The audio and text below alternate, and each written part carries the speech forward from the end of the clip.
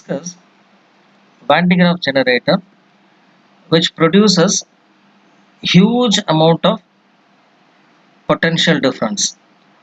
It also produces huge amount of charges. Okay, so it is based on two important principles. The one is action of points, which is also called corona discharge. You should recall that charged metal conductors with sharp edges like comb structures, through the sharp edges the charges get leaked away and they get sprayed to the surrounding. So this is your action of points. And the second principle is the electrostatic induction.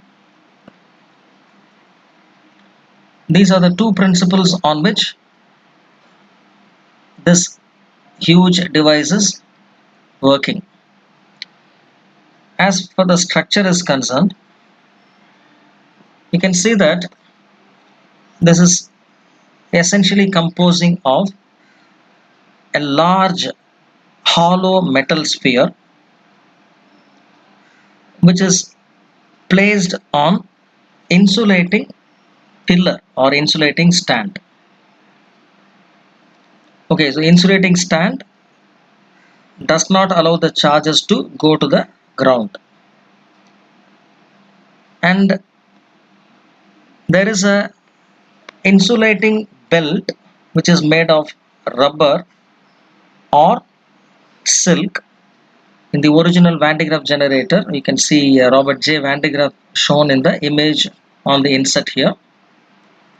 So when he devised the original generator, it was made with silk belt, but nowadays it is replaced with rubber.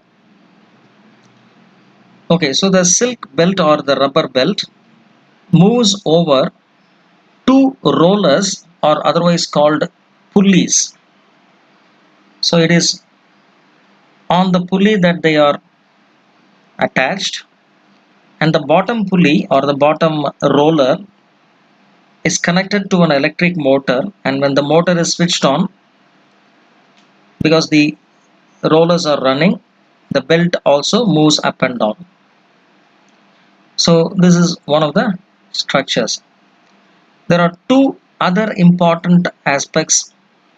They are called the brushes or otherwise called combs, metal combs. You can see in the right figure here, there are two metal combs, namely D and E. You can see that they look like comb.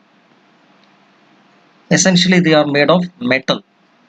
So these are the sharp structures or sharp conductors through which the action of points will take place. You have to remember that. So the comb D is connected to a high tension battery which provides generally a potential difference of the order of 10,000 volt. The negative of that particular high tension battery is connected to the ground. The positive is attached to the comb D, and the comb E is connected to the inside or inner side of the metal sphere. Now simultaneously, when the motor is switched on, the battery is also switched on. Now let us see what happens when the battery is switched on. You can see that the high tension battery's positive terminal is attached to the comb D, and the distribution of charges, they are governed by this particular relations. Sigma is proportional to 1 by R. The radius of the sharp edge in the comb D is very less, and hence the charges are densely packed at the edges of the comb D. You should understand here that the action of points will take place near the sharp edges of the comb D. And since it is positively charged, since being attached to the positive terminal of the HT battery. Positive charges are on the edges of the sharp conductor or sharp edges of the comb D. This will create an electric wind due to the action of points, and the positive charges that are created in the neighborhood in the air molecules, they are repelled away from the sharp edges. Rather, the positive charges are sprayed and they go and stick onto the belt. Belt being an insulator, they stick onto the belt. So something like this will take place here. The belt will now acquire positive charges, and as the belt is running, so the positive charges, they are taken to the top. So when they go near the comb E, electrostatic induction takes place. What is electrostatic induction? It's the production of charges without the actual contact of another charge. Like in this particular diagram, you can see that the positive charges, they go around and then they come down over here. So the positive charges are still present on the belt. Now what does this do is, this produces or this attracts negative charges. This attracts negative charges onto the near side of the belt, which is actually on the right edge of the comb E. So the negative charges are attracted all the way from the metal sphere. Negative charges are basically electrons, and through that rod there, through this rod over here, they are attracted and then they now go to the edge of the comb E. And again, the sigma is proportional to 1 by R. Tells you that the charges should reside at the edge, that is the edge of the comb E. So these negative charges that are pulled or attracted towards the belt, they leave the metal spheres with positive charges. You must know that positive charges appear because of the loss of electrons. So the electrons that are attracted by the belt, they go near the edge of the comb E, leaving the metal sphere with positive charge. So therefore the metal sphere has no positive charges. The positive charges spread uniformly because it's a uniform sphere. So they spread uniformly on the outer surface. This is electrostatic induction. Now another process also takes place at the same time. The negative charges that are residing at the edge of the comb E, they once again produce action of points.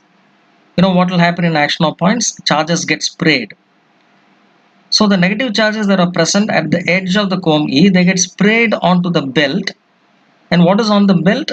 The belt is now carrying positive charges. These negative charges that are sprayed from the comb E now move on to the belt and neutralize the positive charges that are present on the belt. Therefore, the belt which is descending or coming down is left without any charge, or it is uncharged.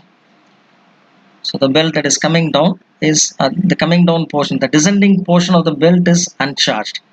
So once again, when the belt goes near the comb D, it once again acquires positive charges, and then the whole process again repeats. So more and more charges can get stored on the outer surface of the metal sphere. Depending on the size of the metal sphere, the amount of charge can be greater or lesser. In the real Van de Graaff generator, you can see, so this is the actual structure, actual size of the Van de Graaff generator. You can see here how small the people who are working with the Van de Graaff generator are. There's actually two Van de Graaff generators are shown in this figure. So you can see in the next image here. So this is called a hangar. So the structure inside which it is kept is called a hangar. Hangar is usually a place where aeroplanes are kept. So it's such a huge structure. You can imagine how much charges can be stored there. But even in the case of a Van de Graaff generator, however big or however large it is, still the charges can get leaked. So how the charges can get leaked? The positive charges that are residing now, there are so much of positive charges on the outer surface now. This is what creates the large amount of voltage. The voltage it creates is approximately 1 crore, that is 10 power 7 volt. Now even such a large structure, large sphere cannot hold beyond a certain point. It is like your say overhead tank in your home. How much it can store, how much water it can store, only up to its capacity. Beyond that, if you try to store water, it will get overflown, isn't it? It will get leaked. In the same way, beyond a certain point, if the charges are being stored on the metal sphere, they get say leaked to the surrounding. This is what they call the lightning effect. You can see the lightning effect in this image. So this is how the charges will get leaked beyond a certain point. Therefore, in order to avoid this kind of a leakage, what they do is they surround the entire structure with, as you can see here, entire structure is surrounded by steel chambers. So the steel chambers, this is the steel chamber. So this is the steel chamber. The entire structure is the steel chamber.